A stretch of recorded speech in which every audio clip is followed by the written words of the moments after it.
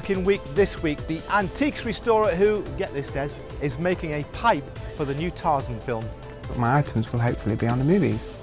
And I'll be finding out whether Nottingham buses really are the best in the country. They are good, they usually are on time and everything. All that and the latest business news too. Hello, I'm Rob Pittham. And I'm Des Coleman. And this week we're on the buses. Yes, because I've been taking a look at the multi-million-pound company that keeps this city moving. While they haven't invented automatic buses yet, so you still need somebody to navigate their way through the traffic and give you that welcoming smile as you step on board the bus. So what is it that makes somebody want to become a Nottingham City Transport bus driver? I'm going to find out.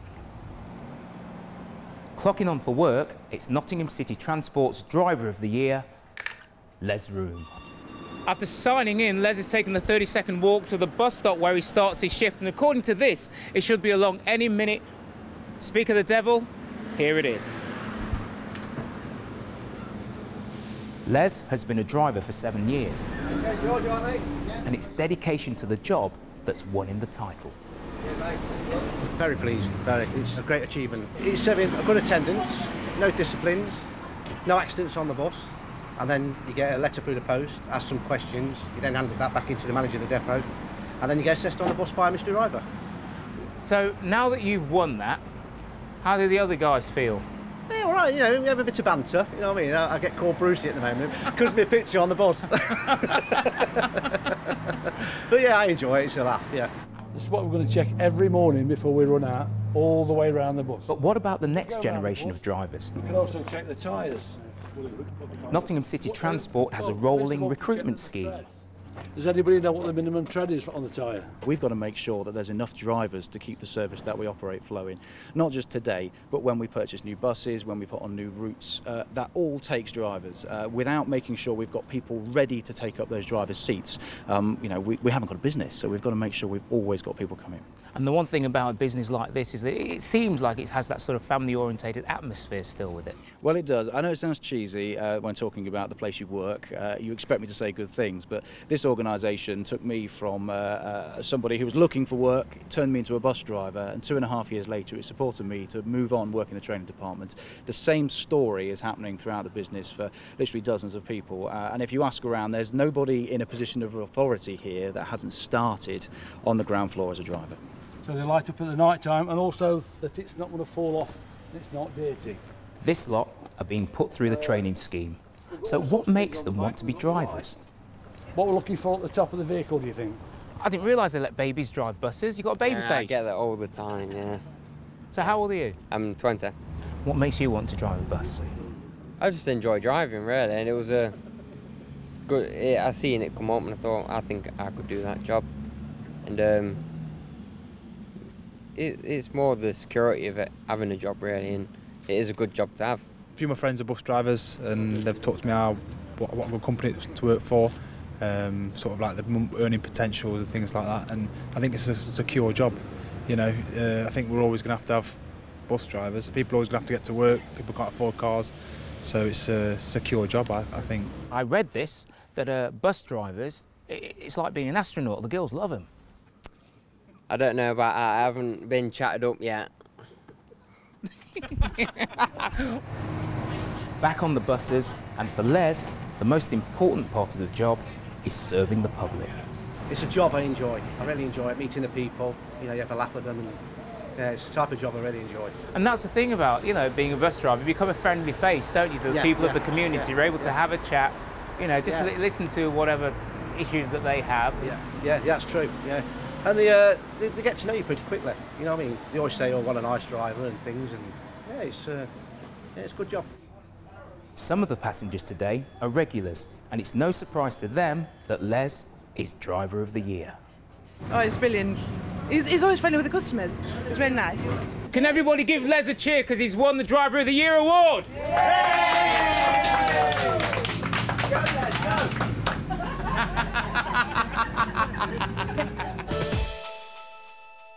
Well, it looks like Des is having a good time, but let's just broaden this out a bit. With me is Dr. John Disney, who's an expert in transport at Nottingham Trent University. And John, you know, as journalists, we always joke that other bus companies are available, but they are in Nottingham, aren't they? We're pretty well served here.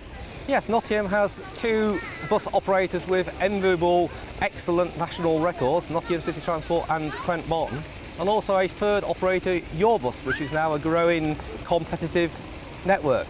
And how's Nottingham faring then in terms of actual bus use in the city?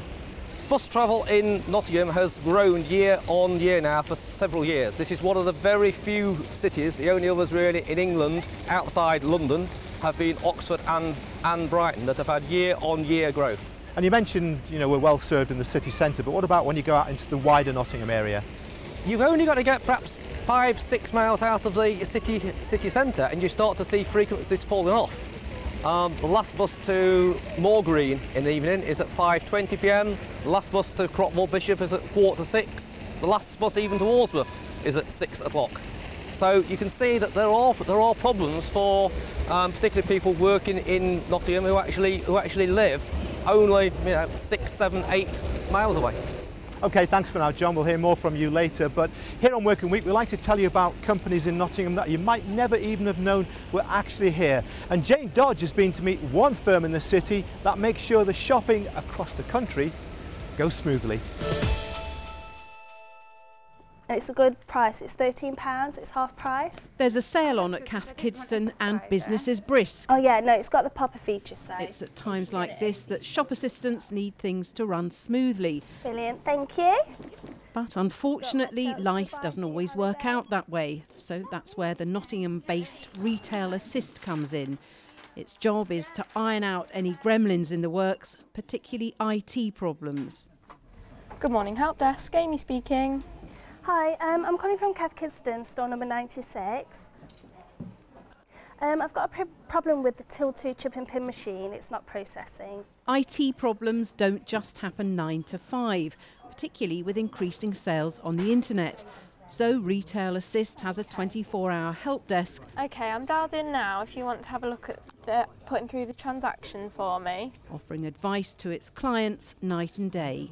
People like the help desk. I think people like the fact that it's a true help desk. The people that we employ understand retail.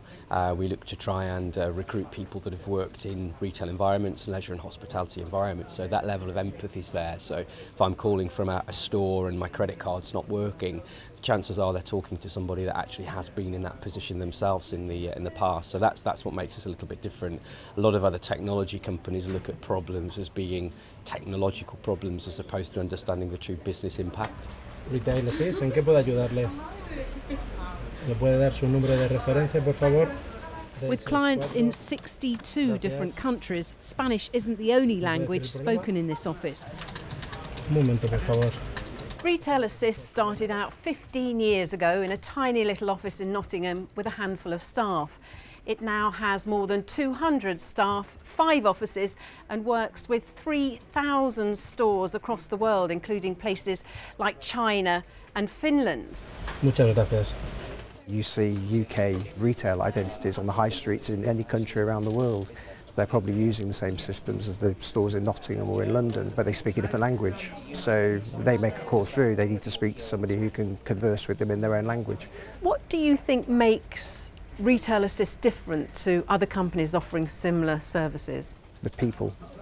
When we started the business 15 years ago, there were 3 of us who had the idea, where we could never have achieved what we've achieved in 15 years with 3 people. And we most certainly couldn't have had the success without actually making sure we get the right people in, and thankfully we work in a city that has a lot of good talent, and our job is to ensure that we attract them and retain them for as long as possible.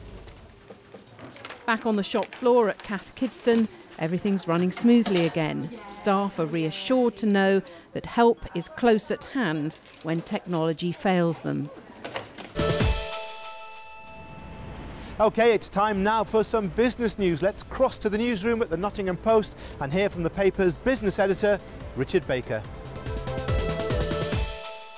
We've done a bit of digging this week and we've discovered a business that exports holes, would you believe?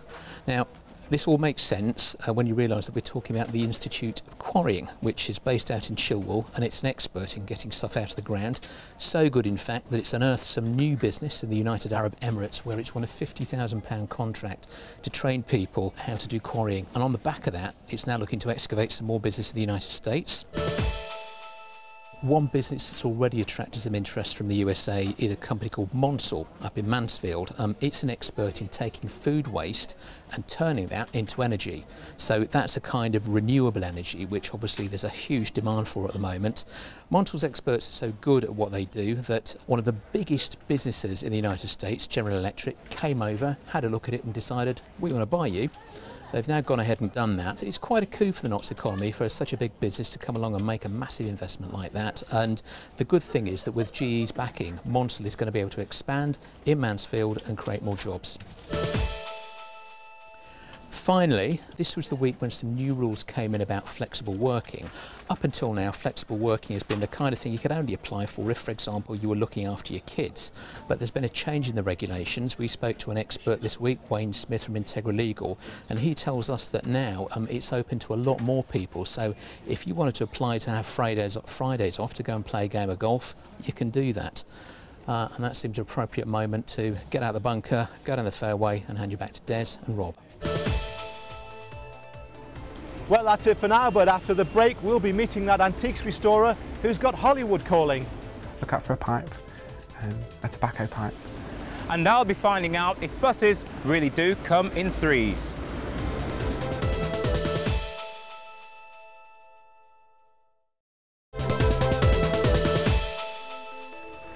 Welcome back, and in this half we'll be meeting the antiques restorer who's turned his hobby into a business. The most interesting about my new job is history and learning. My items have grown not only in numbers but in quality. We'll be finding out what help is available if you want to do the same thing.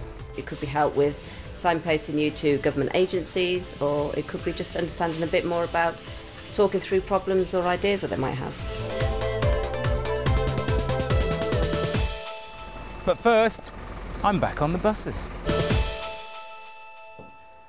52 million people use Nottingham's buses every year, and they travel 12 million miles. But how do you keep the wheels greased as such a huge organisation? I'm here to find out. Yeah, 638. I take it you still have passengers on board. Behind the scenes is a high-tech operation, making sure that the buses keep on moving right across the city. I'm in the control centre, and these real-time monitors behind me tell me exactly what's going on across the whole of Greater Nottinghamshire. I feel as though I'm captain of the Enterprise, but I am not captain of this ship. Lee McPhilbin is. Lee, exactly what's going on? Right, this is the control room for Nottingham City Transport. Obviously, what we're doing here is monitoring and looking after all of basically the City of Nottingham's bus network, certainly the NCT, Nottingham City Transport element of it. So what we're able to see here is a graphical form, basically every single vehicle on the fleet. So we look after around 350 vehicles, 850 drivers, and each of the vehicles is fitted with a computer, and that's connected to a radio. That radio transmits both data and voice. The vehicles will transmit back their location, what time they're at a particular bus stop, what time they're supposed to be there, what time they're actually there. That's all transmitted back to this central room, when it's then turned into graphical form, so the controllers here can then see exactly what's going off. The radio also enables the drivers to talk to the controllers here and alert us if anything untoward happens on the road. What untoward could happen? Anything. We've had anything and everything happen here, from simple road closure, animals being run over, lost property found, lost children, anything you can think of that could possibly happen in a day tends to happen in here, and we tend to find out about it first. This really is a big brother aspect, isn't it? Well, it is. It's about knowing what's going off in any business, particularly transport business. I mean, there's nothing worse. I'm sure you have, and I have been stood there at a bus stop waiting and waiting and waiting, and nothing comes. Whereas at least now you can see when delays happen. We have the on-street signs provided by the council, bus app coming in on your mobile phones. We also have it on the website. So all the information you see here is then transmitted simultaneously to those devices, so it enables the customer to stand there and actually be informed of when, even though the bus is late, at least they know that it's going to be late. And if you've ever suspected it, well, now we know it's true. The buses can change traffic lights from red to green. We've got now 20 junctions across the city activated by the onboard computer. So the onboard computer talks to the traffic lights directly, and if the vehicle is late, for example, it's colour coded. So green means the vehicle's on time. It goes yellow, purple and blue, depending on how late the vehicle's getting. So in this instance here, we can see this vehicle's slightly late. The onboard computer talks to the traffic light junction and tells it it's late, and then the traffic light junction then decides what to do in terms of letting the vehicle through. That is incredible. Yeah, yeah. With hundreds of buses on the roads, there's a huge operation involved in keeping them running. Each one does more than 30,000 miles a year at an average speed of 17 miles an hour.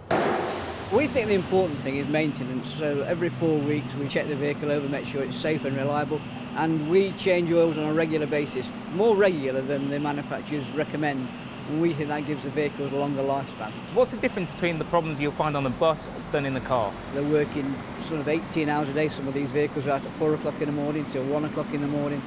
People are on and off the vehicles, so heavy usage, whereas your car, you've got 1 or 2 people in it just driving merrily along back for work and back. These are being worked for a long time during the day. It's an operation that's nationally recognised. NCT is currently the largest bus operator of the year, although the company's not sure its customers have quite yet realised. It's always difficult because if you have the highest quality, that is the norm, and therefore you expect it. So as long as we keep delivering in terms of the standard, as long as we keep delivering in terms of the expectation of what it is that our customers want, I'm content. The fact that we've won all these awards, it's a byproduct really. The national body, the Passenger Focus, has mainly monitored the railways. For the buses, they've only been in it for 3 years, and for the first 2 years, Nottingham City Transport was the top performer. So, in terms of do we do well, are we best, do people appreciate it? I think they do, by and large, but I don't really think that they know just how good it is. And as for that old story of buses all coming along at once, seems like it's true. All the time, and the more frequent a service becomes, the more that problem arises, because it only takes a relatively short delay at any part in the system, and the first bus that comes along is then delayed by more passengers getting on, so the other one catches it up, so you do get buses come along in threes. And anybody in the company will tell you, I'm a bit of a maths geek, and there is a formula for that, which we try and avoid getting it out. The formula? Yeah, there's a formula. There's actually a book called Why Do Buses Come in Threes, which deals with a whole series of things. But that's one of the applications, is the delay factor and almost chaos theory that comes into it. So, and trust me, there is chaos there on the odd occasions. So, we knew it all along. Okay, I do need to take your photograph now then, please. Oh. Lovely, thank you. But for Nottingham City Transport, the aim now is to increase the number of people on its buses and get more of us to leave our cars at home.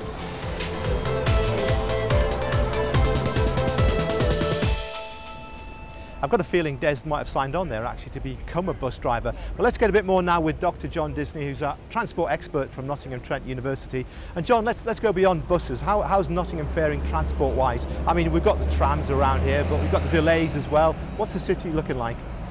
Nottingham has still got one of the best integrated transport networks outside London and the PTE areas. The tram, we've got line 1 has been running very successfully now for 10 years.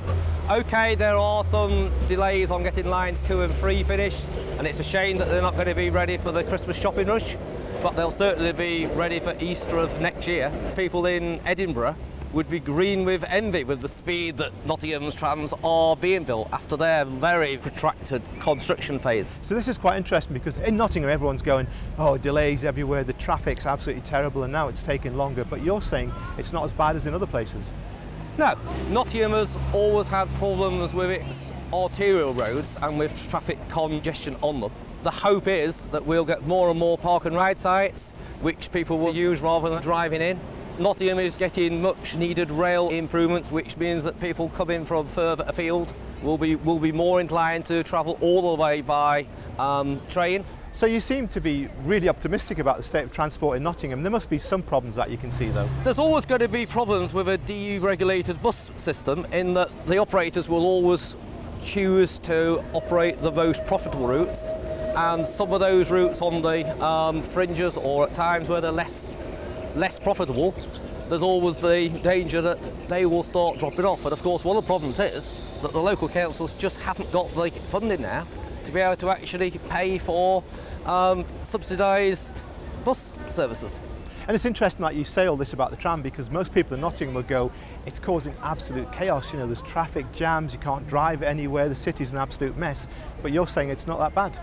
Yeah, I mean, once we actually get the tram network running on lines 2 and 3, there'll probably be very little maintenance on those routes for 20, 25 years. So how do we compare then nationally in that case? Nottingham will be very favourable nationally, particularly when you start looking at cities like Bristol, which has still got no real integrated transport network at all. There's constant criticisms in Bristol of the state of the network there. We look at Cardiff, which is the Welsh capital city, doesn't have a tram anywhere near it. OK, thanks very much, John. Well, you heard it there first, Nottingham better than Bristol and Cardiff. But let's take a look at another story now. And Helen McCulloch has been along to meet an antiques restorer who's found Hollywood is after his work. I'm selling antiques and collectibles. I buy, restore where possible and sell antiques and collectibles, namely smalls, and mainly over the internet. As the old saying goes, one man's trash is another man's treasure. And one man that proves that is new business owner Nathan Little.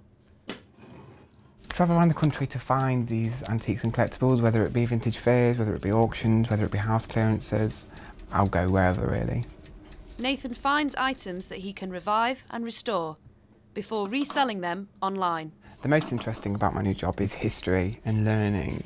It was never really an interest of mine at school, so it's all quite new to me. The research side I quite enjoy doing, spend most of my time doing that, to be honest, probably too much time.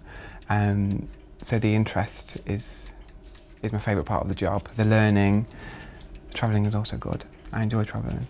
He says he wouldn't be where he is now without the support from the Prince's Trust. Sucky Vernon gives business advice and support after being matched as Nathan's mentor. How's things? Fine, thank you very much. I spend a lot of time with Nathan. Sometimes it could be weekly, sometimes it could be monthly. And it's really just making sure that you're using your mentor for whatever you need them to do. So it could be help with signposting you to government agencies, or it could be just understanding a bit more about talking through problems or ideas that they might have. Early 1900s piece, yeah, brass, copper plated. And he's even had Hollywood knocking at his door. Warner Brothers contacted me recently and they bought a pipe from me, and now they've given me a list of things that they want me to find, which is quite cool. I've sold something to a Daniel Radcliffe movie, which is coming out soon, Frankenstein. Look out for it. A button hook, don't know why I'm telling you that. Now his props have hit the big screen, Nathan's next target is the high street. Obviously I'm called Nathan's Little Shop, and I want to have a shop, but this isn't quite a shop yet. I can invite customers here, but I want a shop. But it won't be for obviously 10, maybe 20 years, but I'll hopefully get one. Well, that's just about it for this week. Did you enjoy yourself with the transport people? I certainly did. I had a great ride. I walked into that, didn't I? On that note, we'll see you next time. See you. Can't believe we did that.